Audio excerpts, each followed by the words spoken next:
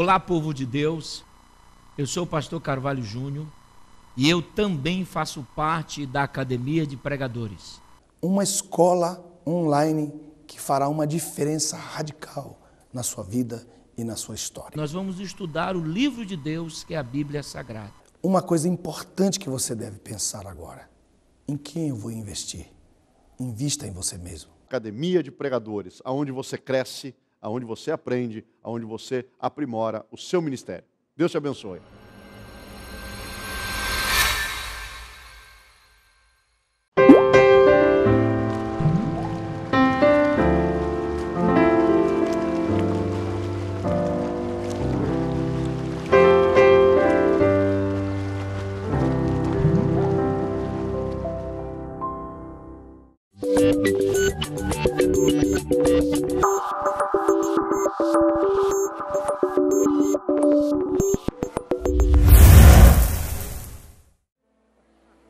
Meus irmãos, com muita alegria, quero cumprimentá-los com graça e paz. Quantos têm graça e paz aqui esta tarde?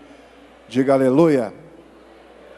Minha gratidão a Deus, o privilégio de poder voltar aos Gideões, essa obra que a gente tanto ama. Quero louvar a Deus pela vida do pastor Cizino, pastora Elba. Cada dia eu lhe admiro mais, porque nossa igreja em Newark, New Jersey, nós ajudamos a 50 missionários. E eu já estou ficando de cabelo branco. Essa semana, vindo para cá, 3 missionários me chamaram.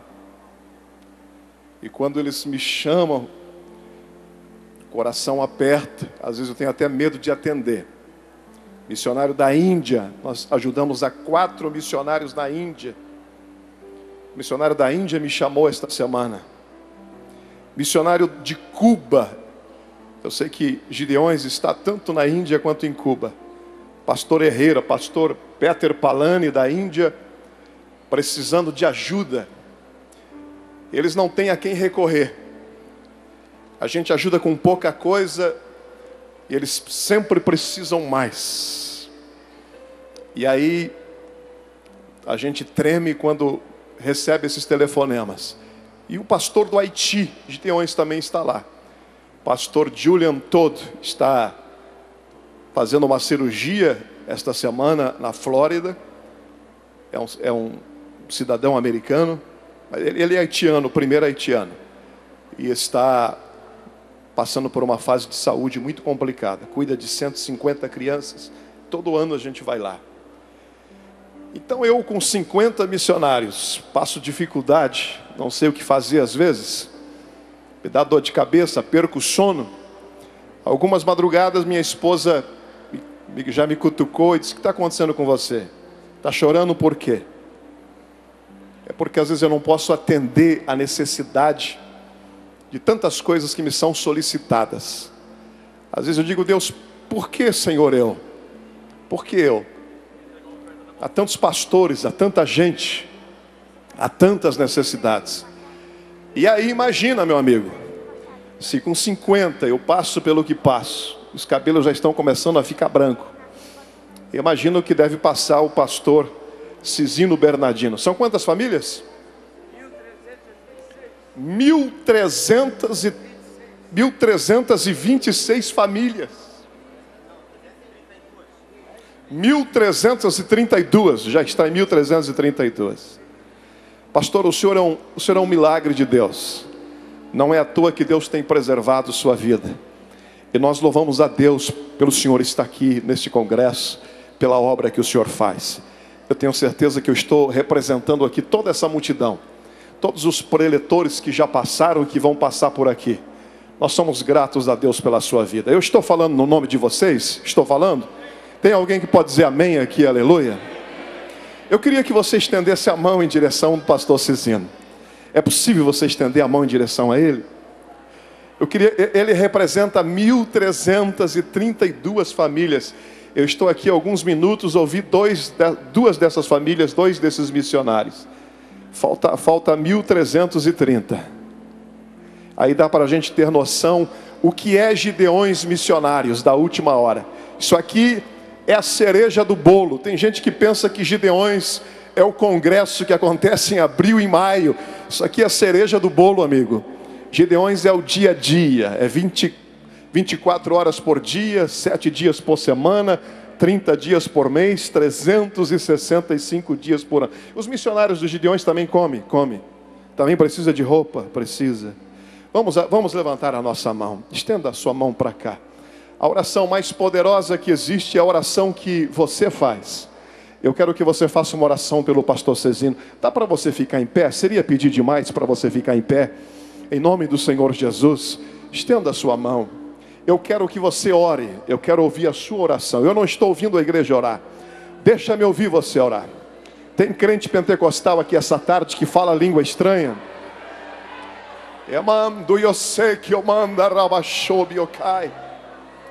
Nossa gratidão, Senhor, por ter preservado até hoje a vida do teu filho. Quando muitos de nós julgávamos que seria impossível ele estar aqui, até sobre palavras médicas, Senhor, mas tu és aquele que quebra as previsões dos homens, porque tu estás acima de todos. Tu és Senhor, tu és Deus por excelência, e nós atribuímos glória ao teu nome nesta tarde. Como agradecer o Senhor pela vida do teu servo, porque por detrás dele, Senhor, não é apenas a igreja em Camboriú e uma pleiade de obreiros que tem se doado, que tem servido de sustentação no ministério do teu filho, mas são 1.332 famílias, muitas acompanhando pela internet nesta tarde. Visita-os nos campos mais longínquos, alguns aonde nós não fazemos ideia. Nós não fazemos ideia aonde eles estão, mas tu sabes aonde está cada missionário. Visita-os nesta tarde. Visita-os. Renove as forças do teu filho. Dê graça a ele a cada manhã. Que ele continue sendo este milagre para todos nós. Nossa gratidão ao Senhor. É pecado aqui em Santa Catarina aplaudir ao Senhor? Se não for, aplauda ao Senhor.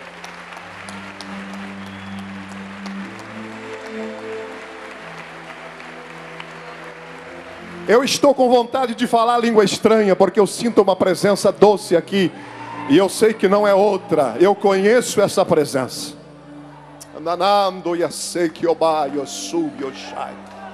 O Espírito do Senhor Jeová está sobre este lugar, mais uma vez. Pode tomar assento. Minha gratidão à igreja que o Senhor tem me dado o privilégio de pastorear, a Assembly of God Shekinah, na cidade de Newark, estado de New Jersey. Os obreiros, irmãos, oraram para que estivéssemos aqui, estão acompanhando pela internet. Pastor Adriano, que acabou de pregar, é um dos pastores da nossa igreja. Deus te abençoe. Deus tem coisas lindas na vida do pastor Adriano. É um moço muito preparado. Nós louvamos a Deus por tê-lo lá conosco. Quero adorar a Deus pela vida do pastor Marco Aurélio. Está lá nos Estados Unidos, um escudeiro do pastor Cezino, luta por Gideões, tantas vezes vi fazê-lo. Que Deus te abençoe, pastor Marco Aurélio, nessa nova empreitada, nesse novo propósito lá na América. Que Deus te honre. Ele foi para poder representar Gideões Missionários, e eu creio que ele fará um grande trabalho. Ao meu pastor no Brasil, o pastor Ival Teodoro da Silva, presidente das Assembleias de Deus em São José dos Pinhais. Thank you very much. God bless you. E também presidente da Convenção das Assembleias de Deus no estado do Paraná. Pediu que enviasse um abraço ao senhor. Ele muito queria vir aqui, mas ele está viajando para a Colômbia amanhã. Amanhã? Amanhã. Hoje é domingo, né? Amanhã ele está viajando para a Colômbia. E tem muitos afazeres, acabou de chegar de viagem pela convenção, dentro do estado do Paraná. E aí pediu desculpas, mas pediu que transmitisse esse abraço. Pedi que minha esposa viesse aqui comigo, essa moça bonita, tem sido coluna na minha vida, no meu ministério. nós estamos vestidos de marroquinos. Deixa eu mostrar para você aí. Nós estamos vestidos de marroquinos. É assim que um marroquino... Marrocos é um país a noroeste da África. Você tem uma missionária da África aqui?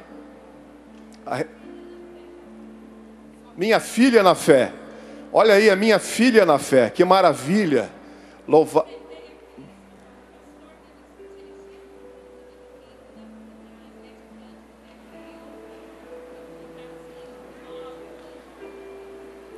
Que maravilha. A gente não tem ideia da abrangência do ministério da gente. Que lindo. Deus abençoe em nome de Jesus. Pastor, eu estive no Marrocos. Uma das piores experiências que um homem pode ter, eu tive em Marrocos. Eu amei aquela nação. Em Casablanca, eu sentei para tomar um café. Havíamos acabado de chegar do aeroporto. Eram 9 horas da manhã e o nosso hotel só podia entrar depois da 1 da tarde. E aí a gente estava com mala. Paramos num restaurante para poder fazer um lanche. E aquela gente passando, indo e vindo. E aí eu comecei a chorar. Eu disse, Jesus, 1% de crente, não é nem de crente, é de cristãos.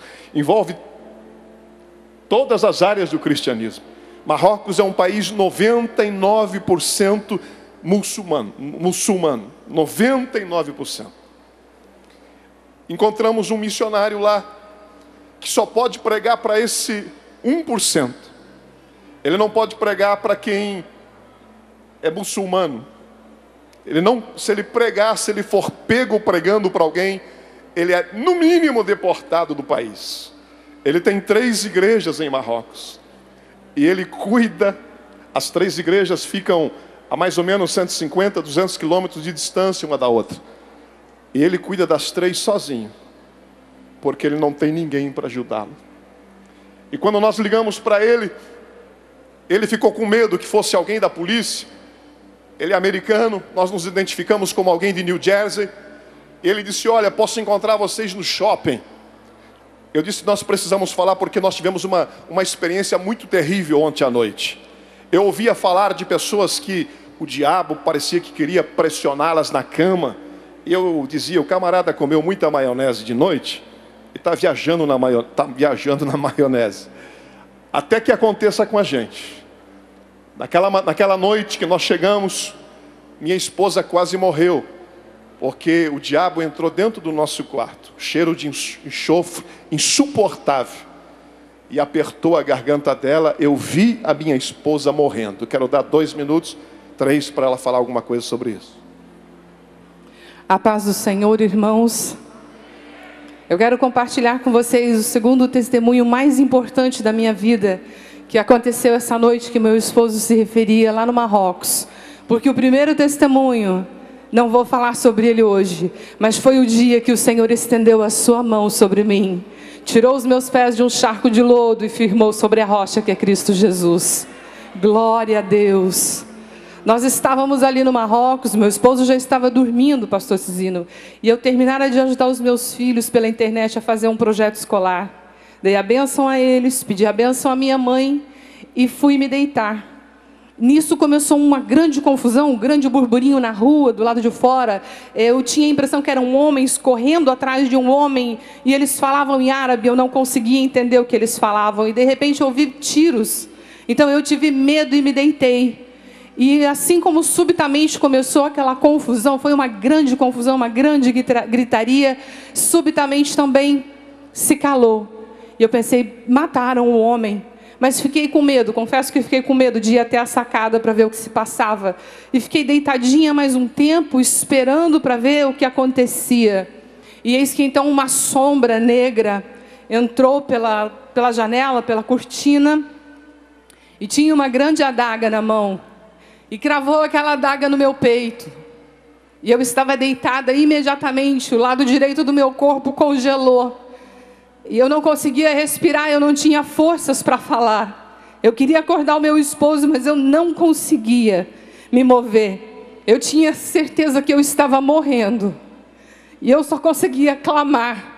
Eu clamava em espírito, Senhor Jesus, Filho de Davi, tem misericórdia de mim, Senhor.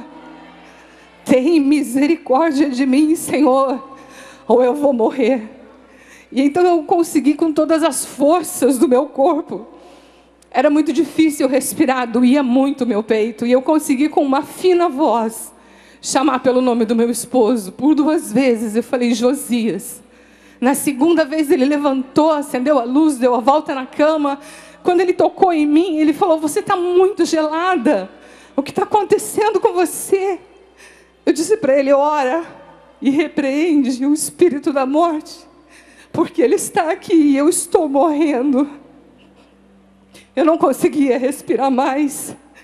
E Deus deu uma autoridade muito grande para ele. Ele andou por aquele quarto, todas as partes do quarto, repreendendo, mas eu já mal conseguia ouvi-lo, porque a dor no peito era muito grande. Foi quando então entrou na nossa cama. Não foi nem no quarto, irmãos, foi andando pela cama, assim. Eu vi uma pessoa vestida de branco. E essa pessoa, quando se aproximou da cama, ele realmente entrou pela cama.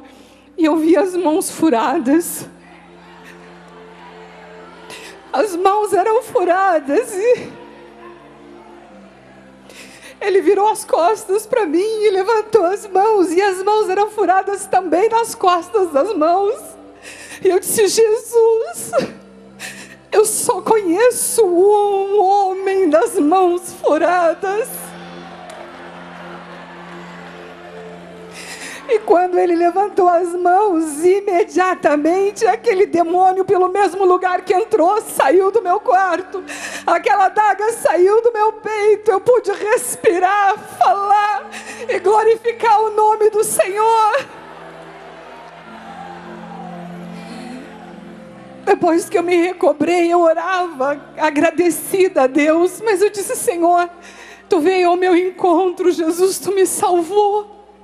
Eu morreria se o Senhor não tivesse chego.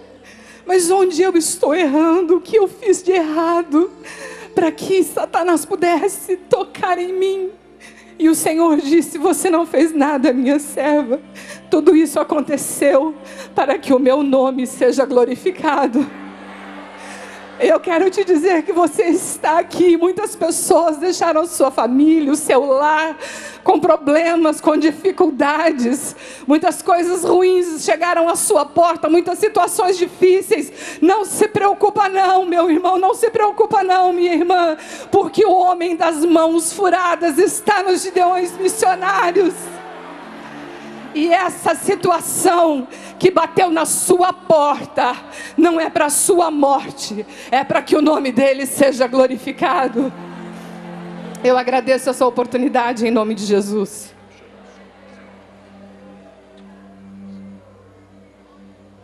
Eu estive em Kosovo, além de Macedônia, além de Marrocos. Estive em Kosovo, estive na Albânia, países muçulmanos. Estive Albânia, Kosovo e Macedônia, países muçulmanos. Eu tenho um aquém assim com muçulmano. Eu descobri alguma coisa, pastor Cizino, me deixou muito preocupado. Lá em Marrocos está a 5ª maior mesquita do mundo, a mesquita de Hassan. Foi você que construiu? Hassan II, já ouviu falar? É a 2ª maior mesquita do mundo. Ela comporta 105 mil pessoas. Desculpe não poder cumprimentar todos os ilustres pregadores que estão aqui essa tarde, mas eu estou feliz de poder ver alguns aqui. Eu descobri que o islamismo tem 5 fundamentos, 5 pilares. O credo, não temos tempo para falar. A oração, e que um muçulmano ora 5 vezes ao dia. Eu vi isso nesses países. Eles tirando um tapetinho no meio da rua, eles em direção a Meca se curvam e eles fazem a sua oração. Na Índia, que é um país predominantemente hinduísta, mas a segunda religião é o islamismo, Eu tive a oportunidade de falar com um muçulmano e ele me disse que oram 5 vezes por dia para não correrem o risco de se esquecerem de Deus. A primeira palavra que uma criança ouve quando nasce, o médico já sabe. Ele corta o cordão umbilical, entrega para o pai, e o pai assopra no seu ouvido dizendo: há um só Deus, seu nome é Alá, e um só profeta, o seu nome é Maomé. E a criança ouve isso a vida inteira, a vida inteira, a vida inteira. Terceiro pilar do islamismo é o Ramadã, é o 9º mês do ano.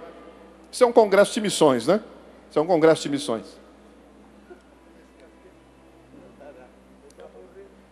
O Ramadã é o 9º mês do calendário islâmico. E durante o mês de Ramadã, escute isso, eles jejuam durante 30 dias. Eles escolheram o mês de Ramadã porque eles acreditam que no 27º dia de Ramadã, Maomé recebeu a revelação do Alcorão. E durante esses 30 dias eles se preservam, eles não têm relacionamento sexual com suas esposas, eles se abstêm de qualquer prazer que possam ter. Eu não quero entrar no mérito da questão, o que os leva a jejuar.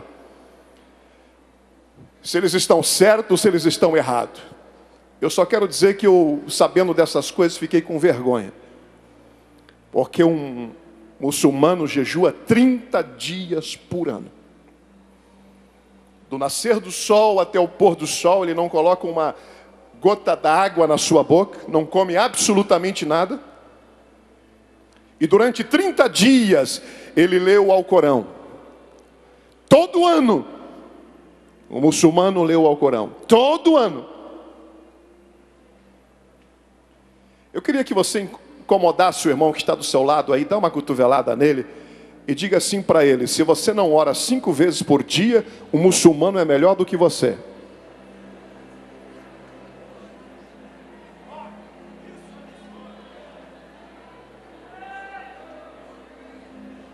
Eu fiquei a imaginar o que aconteceria se a gente orasse 5 vezes por dia. Eu fiquei a imaginar se a gente jejuasse 30 dias por ano. 30 dias por ano. Qualquer muçulmano jejua 30 dias por ano. Não levante a mão. Mas talvez se pedisse para levantar, poucas pessoas levantariam no meio dessa multidão aqui essa tarde, se eu perguntasse quantos jejuam 30 dias por ano. Dá uma cotovelada do irmão do outro lado e diga para ele: se você não jejua 30 dias por ano, um muçulmano é melhor do que você. Provoca, eu quero provocar você mesmo, o propósito é provocar. Porque nem nós, pastores, jejuamos 30 dias por ano, muitas vezes. Mas temos amor pelas almas, nós queremos impactar o mundo, nós queremos ser cheios do Espírito. E os filhos das trevas, às vezes, são mais prudentes do que nós, os filhos da luz. Que Deus tenha misericórdia de cada um de nós. Você está entendendo o que eu estou dizendo para você esta tarde? Qual o valor de uma alma para você, amigo? Qual o valor de uma alma? Abra a sua Bíblia. Abra a sua Bíblia. Mesmo assentado do jeito que você está.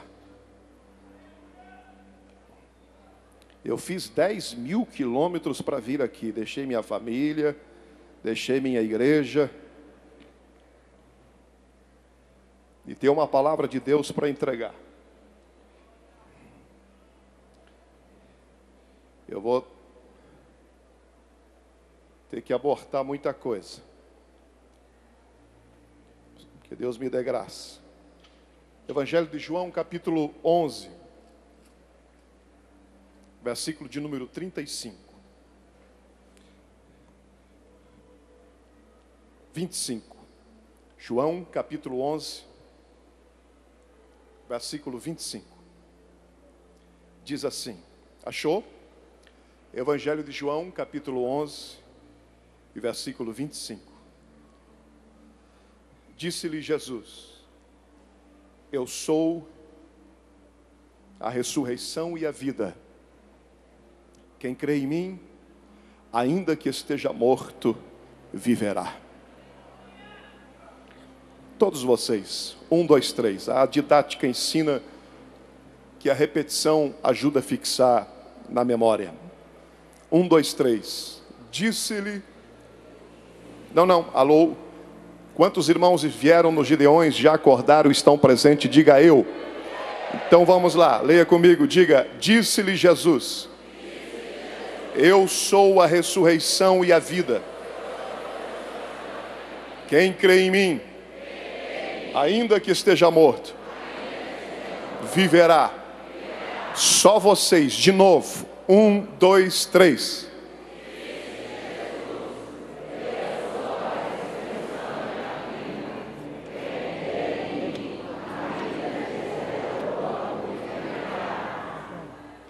Quantos creem nisso, diga aleluia.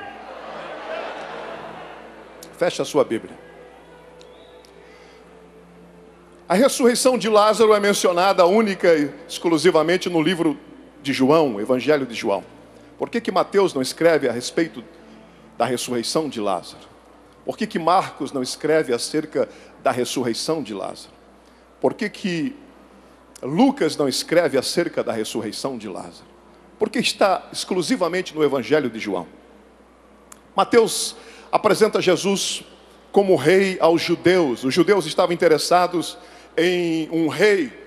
E quando Mateus escreve o seu Evangelho, Mateus diz: ele é o rei. A expressão o reino de Deus é encontrada reiteradas vezes no Evangelho de Mateus. Se você lê os 28 capítulos de Mateus, você se impressiona com a realeza de Jesus. Marcos escreve para os romanos. Os romanos não estavam interessados em reis, eles tinham imperadores, eles estavam atrás de servos, de escravos. E Marcos apresenta Jesus para os romanos como servo, aquele que veio não para ser servido, mas para servir e dar a sua vida em resgate de muitos. Lucas, por sua vez, escreve para os gregos. Os gregos, da onde vem a Grécia, o berço da filosofia. O homem era o centro do universo. E quando Lucas escreve, o doutor Lucas escreve a Teófilo grego acerca de Jesus, ele apresenta Jesus como o homem, o grande homem. A expressão o filho do homem, ela é reiterada no Evangelho de Lucas. João não escreve para os judeus, João não escreve para os romanos, João não escreve para os gregos, João escreve para a igreja. É muito importante nós sabermos que Jesus é rei, que ele é servo, que ele é o homem, mas mais importante para nós é sabermos se ele é Deus. E João apresenta Jesus para a igreja como Deus. É por isso que o Evangelho de João começa: no princípio era o verbo, e o verbo estava com Deus, e o verbo era Deus. Ele estava no princípio com Deus, todas as coisas foram feitas por ele, e sem ele nada do que foi feito se fez. Nele estava a vida, e a vida era a luz dos homens. Somente Deus, um rei, por mais poderoso que ele seja, ele não pode ressuscitar absolutamente ninguém, muito menos um servo, também não um homem. Só Deus é que pode ressuscitar um homem que está morto em estado de decomposição há 4 dias. É por isso que só João relata acerca da ressurreição de Lázaro. Só Deus é que pode fazer isso. E o homem Deus, Jesus Cristo de Nazaré, ressuscitou Lázaro depois de já estar cheirando mal. Haveria muita coisa para eu poder chegar aonde eu gostaria de chegar.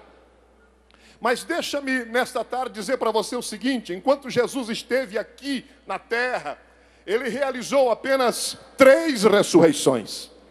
Sabe por que Jesus fez apenas 3 ressurreições? Pergunta para o irmão que está perto de você: por que Jesus realizou só 3 ressurreições? A resposta é porque ele encontrou só 3 mortos. Se ele encontrasse 10, ele ressuscitaria os 10. Porque ele é a ressurreição e a vida, e aonde ele chega, a morte tem que sair. 3 pessoas foram ressuscitadas pelo ministério de Jesus. Diz a Bíblia que a primeira pessoa que Jesus ressuscitou foi uma menina de 12 anos, filha de Jairo. principal da sinagoga. Ele foi atrás de Jesus, pedindo que a sua filha estava enferma e que estava às últimas. Você conhece o texto e você conhece a história. No caminho, Jesus é interceptado, parado por uma mulher com um fluxo, uma hemorragia, precisando da mão misericordiosa dele. Ele para atender aquela mulher.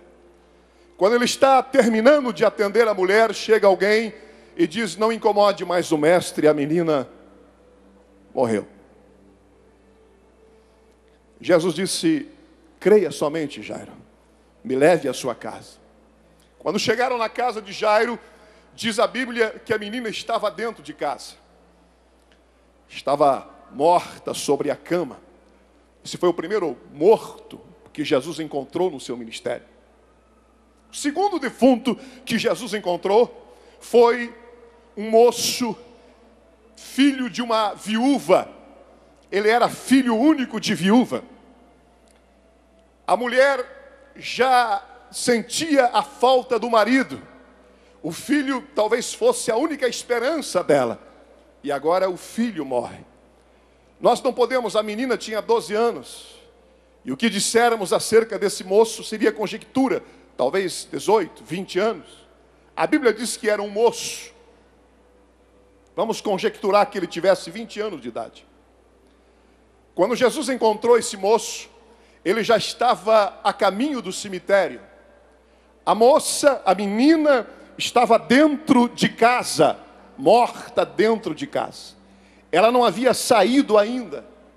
As pessoas não haviam tomado conhecimento da morte da menina. Esse moço já havia sido velado, já havia sido anunciado para toda a vizinhança, familiares. A cidade de Naim sabia que esse moço estava morto. E diz a Bíblia que uma grande multidão acompanhava esse moço a caminho do cemitério. Quando estavam saindo, diz a Bíblia, das portas de Naim, Jesus se aproxima e ele diz para aquela mãe o que só ele pode dizer. Nenhum de nós, de bom senso, poderíamos chegar para uma viúva que acaba de perder o filho: não chores.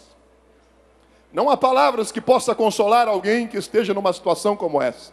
Mas ele, somente ele, pode dizer: pare de chorar. Não chores, mulher.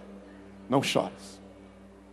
A terceira pessoa morta que Jesus encontrou no seu ministério foi Lázaro, amigo dele particular.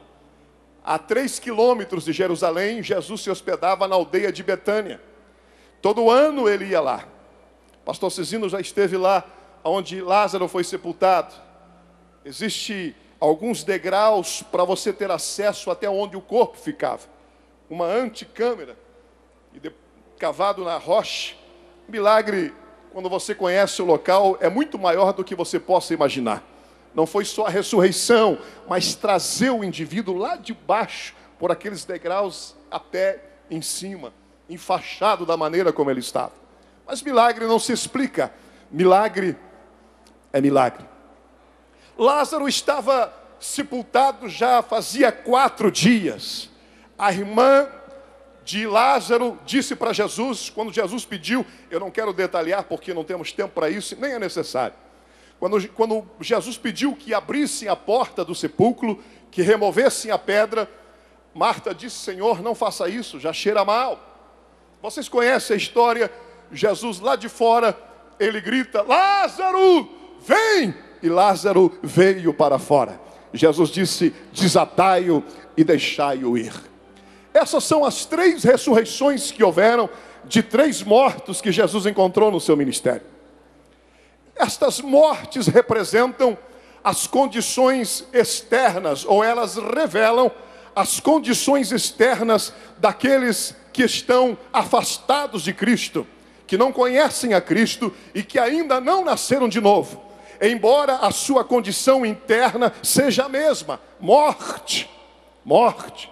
Compreenda isso, por favor, porque a vida, para ser vida, ela é caracterizada por 3 níveis: o nível do corpo, o nível da alma e o nível do espírito. Para que haja vida é necessário corpo, mais alma, mais espírito, igual uma vida humana na nossa visão aqui, periférica. Escute isso. O corpo tem um contato com a matéria, com o mundo. É através do corpo, através dos sentidos. Os sentidos habitam no corpo. O olfato, paladar, visão, audição e tato. Os 5 sentidos fazem com que eu tenha contato com o mundo que me rodeia. Imagina você, eu não sou esse corpo. Você não é o corpo que você está. Nós cuidamos muito bem desse corpo, mas nós não somos isso. Isto aqui é apenas um veículo para nós nos conduzirmos aqui na terra. Imagine você sem um corpo. Então nós temos, tem um corpo de 1,80 m, uns mais baixos, alguns de 200 pounds, 300, outros de 50 quilos, alguns mais ajeitadinho, alguns mais invocadinho. Todos nós temos um corpo diferente um do outro, mas nós não somos esse corpo. O segundo nível que caracteriza a existência é o nível da alma, que é a sede das emoções, dos pensamentos e da vontade. Com a alma eu tenho conhecimento de mim mesmo, autoconsciência. Disse o filósofo: penso, logo existo. Então, com a alma eu tenho consciência de mim mesmo. A alma, ela é satisfeita através do conhecimento. Quando eu me emociono, é a minha alma que se emociona. Eu sou propriamente aquilo que a minha alma é. É onde está o meu caráter. É onde está a minha personalidade. Ninguém nasce mal, se torna pelo meio ambiente. A sociologia diz que o homem é produto do meio. Ou seja, nós somos influenciados pelo mundo em que nós vivemos. E nos tornamos bom ou nos tornamos mal. Então a alma é caracterizada pelos pensamentos, pela vontade, pelas emoções. Quando a minha alma está feliz, eu vou exteriorizar isto no meu corpo. Eu não preciso colocar uma tarja dizendo estou feliz. Você vai olhar para mim e vai saber que eu estou feliz. Minha alma está feliz e é exteriorizado no meu corpo. Existe um nível mais profundo da existência que nos caracteriza como seres humanos e que nos faz ser a coroa da criação, que é o espírito. O espírito é o lugar que existe no homem, sentido genérico, homem e mulher, para que nós tenhamos consciência de Deus. O homem, por mais nômade, por mais longínquo que ele viva, ele tem dentro de si a necessidade, pelo espírito que ele tem, de adorar. Quando ele não adora a Deus, ele adora a estrela, o sol, a montanha, o rio, a pedra. Mas ele foi criado, as nossas raízes, elas são feitas em Deus. E só quando nós nos voltamos para Deus, é que a vida tem sentido. Senão a vida vai ser uma trajetória vazia, lúgubre, sem parecer, sem formosura. Mas o homem adora, porque ele tem esse instinto dentro dele, que é o instinto do espírito. Um animal tem corpo, um animal tem alma, mas um animal não tem espírito. Se algum animal entrar aqui dentro desse ginásio esta tarde, tenha absolutamente certeza que ele não veio para adorar a Deus, ele está perdido do dono. Agora o homem não, ele tem um instinto de adorador. Jesus disse que não é com a garganta, não é com a boca que nós o adoramos. Jesus veio e disse: os verdadeiros adoradores adorarão lá de dentro, em espírito e em verdade. É possível eu estar de boca aberta, é possível eu fazer barulho e não adorar. E às vezes alguém que está quieto, segundo o seu temperamento, mas o seu espírito está em culto diante de Deus.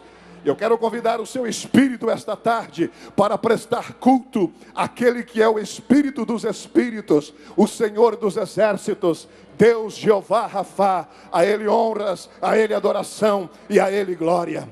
Nós lutamos a maior guerra que existe, porque a alma ela fica no meio. O corpo quer puxar a minha alma para servir o mundo, e o espírito quer puxar a minha alma para honrar a Deus. E a luta acontece na esfera da alma. Quem vai ganhar? Quem for mais alimentado, ou o corpo ou o espírito. E aí a gente tem a luta de Romanos capítulo 7. Paulo disse: o que eu quero fazer eu não faço, e o que eu não quero eu faço. Miserável homem que sou. E a gente vive essa guerra dentro da gente. Agora escute isso, me acompanhe. Não é necessário que haja simultaneidade para que haja vida. O que o senhor quer dizer com isso, pastor? É possível estar vivo fisicamente e morto espiritualmente. Aliás, o Brasil, o mundo em que nós vivemos, fisicamente falando, é o maior cemitério que existe de pessoas vivas.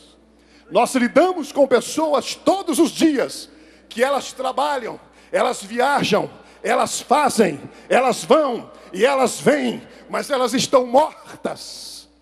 É por isso que Jesus falou para Nicodemos que era necessário ele nascer de novo. Porque da primeira vez a gente nasce para o pecado, a gente nasce para a carne. Nascer de novo é nascer para as coisas de Deus, é um renascimento. A palavra teológica é regeneração, é quando você nasce para Deus, é quando Deus, o Espírito Santo, desce e vem habitar na vida de um homem e torna ele uma nova criatura. Quantos podem dizer aleluia ou glória a Deus por isso esta tarde? Então é possível estar vivo fisicamente e morto espiritualmente. Talvez, tomara que não, Deus ajude, mas talvez pode ter um defunto aí do teu lado.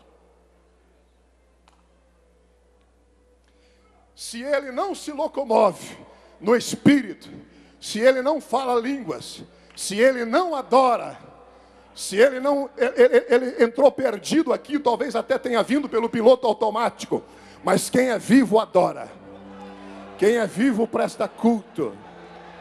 Não precisa cantor, fundo musical, pregador, adorador, adora em qualquer circunstância. Ainda que as coisas não nos sejam favoráveis, o Senhor me deu, o Senhor tirou, mas bendito seja o nome do Senhor.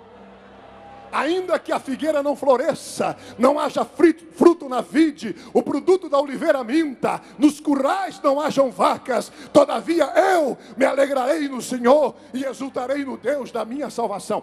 Isto é para quem tem o Espírito vivo. É possível estar vivo fisicamente e morto espiritualmente. Mulheres que estão aqui esta noite, se o seu marido não é crente, você está dormindo ao lado de um defunto. Seus filhos que estão afastados são defuntos espiritualmente falando. Agora, o oposto também é verdade. É possível estar vivo espiritualmente e morto fisicamente.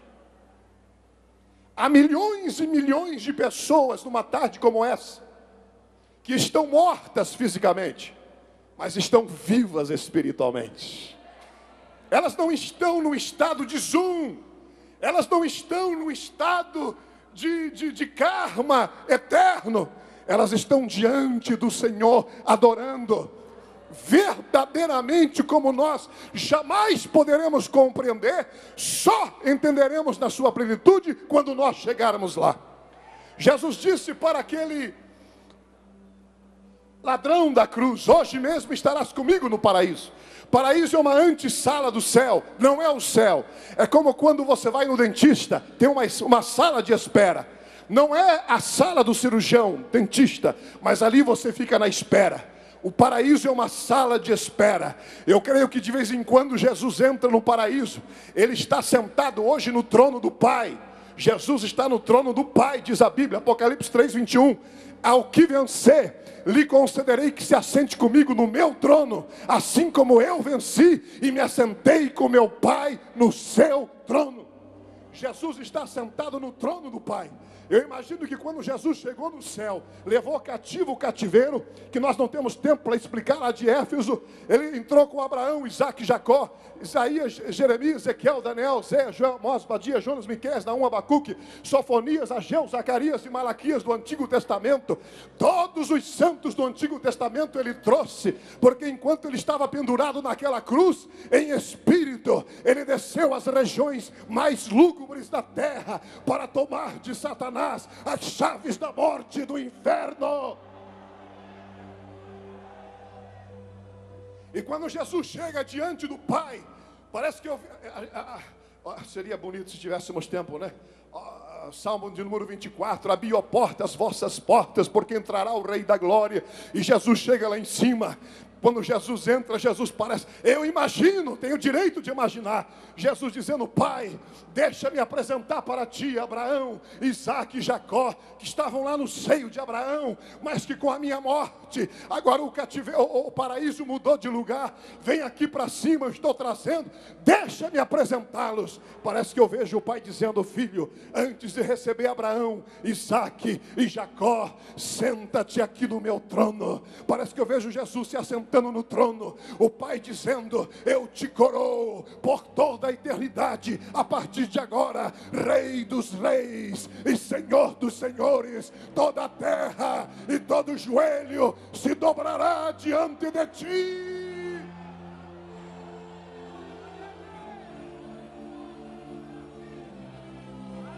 Aramanda sai.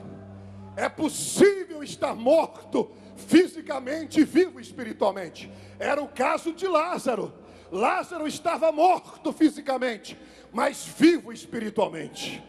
Parece que eu vejo Lázaro lá, quando ele chegou no paraíso. Permita-me conjecturar e viajar. Cada morto que chegava no paraíso perguntavam: você conheceu o Messias? Você viu o Messias? E eles diziam: não, estamos esperando, Israel espera. Quando Lázaro entrou no paraíso, alguém chegou para ele, não sei quem foi, mas chegou e disse: Lázaro, conhece o Messias? Ele falou: claro, ele mora lá em casa, de vez em quando ele fica lá, minha família faz comida para ele. E aí cercaram Lázaro e começaram a interrogar a Lázaro acerca do Messias. Lázaro ficou 4 dias falando do Messias que prometido a Israel, que havia chegado. E quando Lázaro estava conversando acerca do Messias, lá fora na porta, Jesus grita dizendo: Lázaro! Ele disse: gente, ele está me chamando, eu preciso ir, eu preciso ir. Lázaro estava morto fisicamente, mas vivo espiritualmente. Meus pais foram pessoas consagradas a Deus, estão mortos fisicamente, mas vivos espiritualmente. Estão diante de Deus esta noite, desta tarde. A Bíblia diz que se esperarmos em Cristo apenas nesta vida, somos os mais miseráveis de todos os homens. Eu tive um grande amigo chamado Mauro Ferreira, um dos maiores pregadores que já passou por essa nação. Estive com ele em Pindamonhangaba, 30 dias antes de morrer. Conheceu o pastor? Pregava igual gente grande, 26 anos. E o Maurinho, fui na casa onde ele estava e comecei a orar com ele. E descobri por que Deus usava tanto Mauro. Porque era 1h da manhã, ele orava. 2 da manhã ele orava para não fazer feio. Eu fiquei junto com ele de joelho. Trocava assim porque estava doendo. 3 horas da manhã, Maurinho orando. 4 horas da manhã, Maurinho orando. E aí ele se colocou sentado na cama, 4 e pouco da manhã, olhou para mim e disse: Josias, eu não sei explicar. Eu não sei se é o arrebatamento da igreja, ou se eu vou morrer. Mas eu sinto que a minha partida está tão próxima. E ele me disse assim: olha, eu não sei se eu vou morrer quebrado, esmigalhado, mas eu não tenho medo, Josias, de morrer quebrado e esmigalhado de tal maneira que não sobre nada para colocar no caixão. Eu não tenho medo, porque um dia, ele falou línguas, ele disse: há uma esperança dentro de mim, que eu vou ressuscitar num corpo semelhante ao de Jesus Cristo. 30 dias depois, Mauro estava dentro de um caixão, saindo 5 horas da manhã para pregar numa cidade do Paraná. Um caminhão desgovernado de ré imprensou o Fusca dele com um poste. Conheceu ele, pastor? Morreu prensado. Quando ligaram para mim, eu cheguei do lado do caixão, eu voltei 30 madrugadas atrás. E eu lembrei ele dizendo para mim assim: pode ser que não sobre nada para colocar no caixão, mas eu vou ressuscitar num corpo semelhante ao de Jesus Cristo. A Bíblia diz, amados, ainda não é manifesto aquilo que havemos de ser, mas quando Ele se manifestar, seremos semelhantes a Ele, porque assim como Ele é, nós o veremos. Quantos têm esta esperança aqui esta tarde? Olha para mim, eu vou preparar para terminar. Eu tinha muita coisa para dizer, mas agora você vai entender porque eu disse que Jesus encontrou e ressuscitou 3 mortos. A menina de 12 anos, o moço, talvez 20 anos, e um adulto chamado Lázaro. Estas mortes representam, guarde isso, essas mortes representam a condição externa das pessoas que não têm Cristo, embora a situação interna seja a mesma.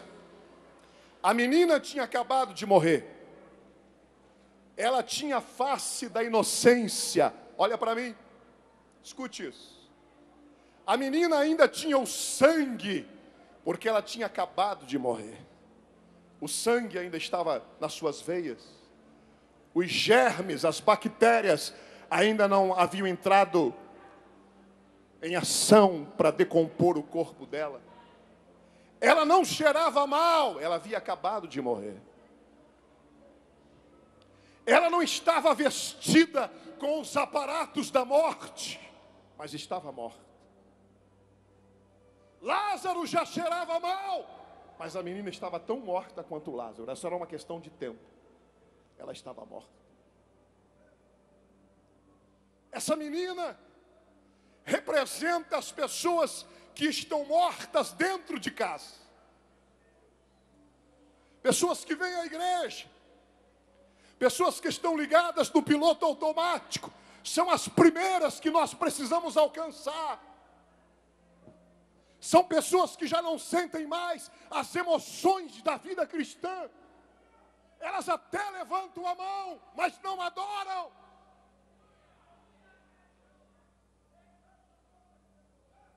Às vezes a gente vê algumas pessoas num culto das nossas igrejas, parece que na porta da sala do trono, quando não já dentro do trono, da sala do trono. E a gente olha para outras pessoas, parece que elas estão bem assim. Que horas que isso vai terminar?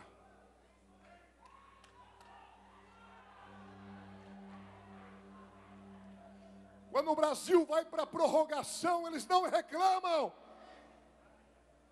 Mas se o culto atrasa 15 minutos, é uma murmuração. É que a Bíblia diz que os mortos não adoram.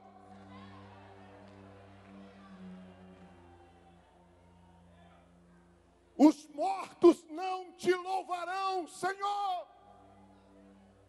São as pessoas que morreram dentro de casa. Elas ainda têm a face da inocência. Elas ainda não estão vestidas com os aparatos da morte, mas elas já não sentem mais Deus. Elas morreram ou pelo pecado, ou pelo descuido, ou por falta de alimentação, porque por mais saudável que você seja, se você não se alimentar, você morre.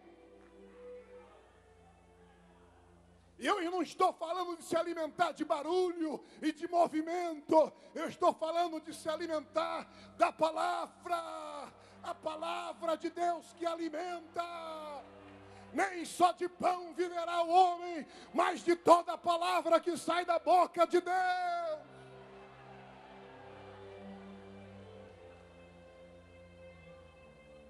E aí algumas pessoas morrem.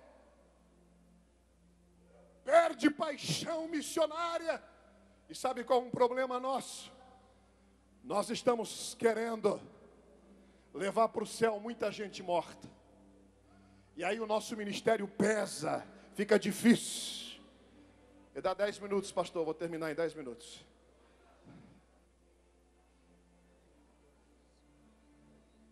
No final. 10 minutos.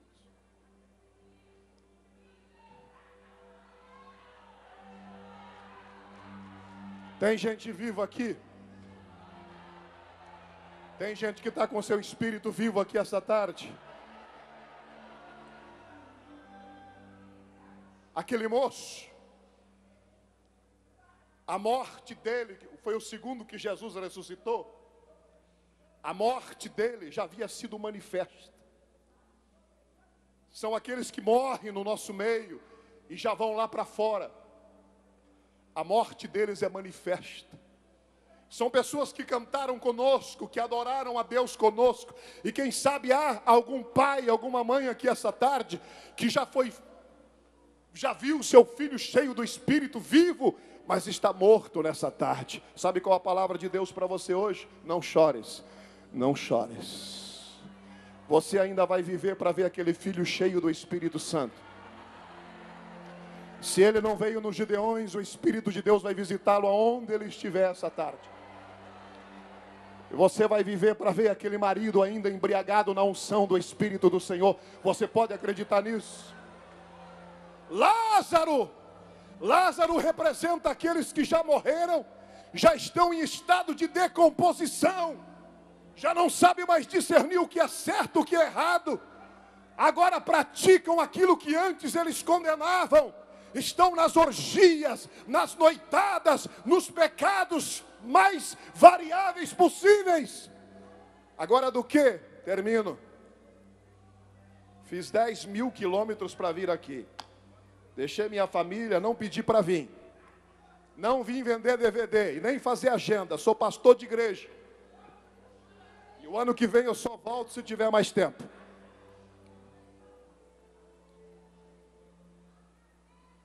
Do que precisam os mortos? Os mortos precisam, não é de viagem à Terra Santa. Mortos não precisam de lazer. Mortos precisam de vida. E Jesus disse assim: eu sou a ressurreição e a vida. Quem crê em mim, ainda que esteja morto, viverá.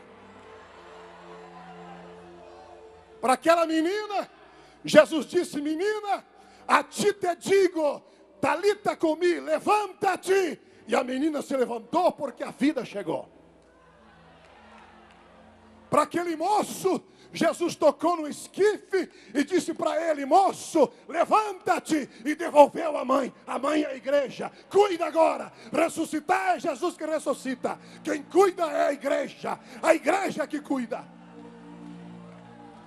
Lázaro já estava em depravação, espiritualmente falando, total. Já estava cheirando mal. Mas Jesus disse: Lázaro, vem. E Lázaro veio. E aí Jesus disse: agora desatai-o e deixai-o ir.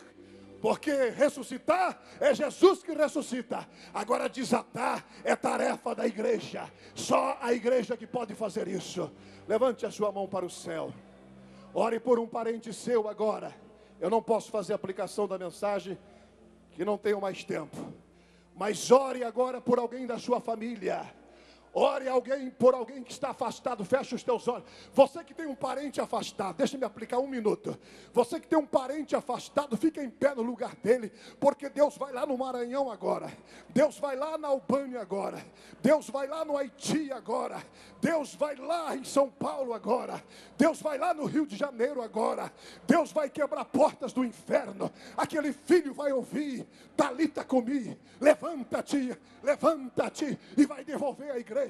E você ainda vai ver aquele filho. Isso é trabalho de missionário. Ressuscitar mortos na autoridade do nome de Jesus. Proclame vida. Você tem a mensagem de vida. Você tem a palavra de vida. A sua palavra tem poder, porque é a palavra dele. Pai, alcança perdidos, desviados deste Brasil afora, pela internet, na América do Norte, na África, na Europa. Talita cumi, aleluia, levanta-te e anda, ressuscita agora, pelo poder do Espírito de Deus, o Espírito de Deus Deus, Espírito de vida, podem reviver estes ossos. Tu o sabes, Senhor. Tu o sabes, Senhor.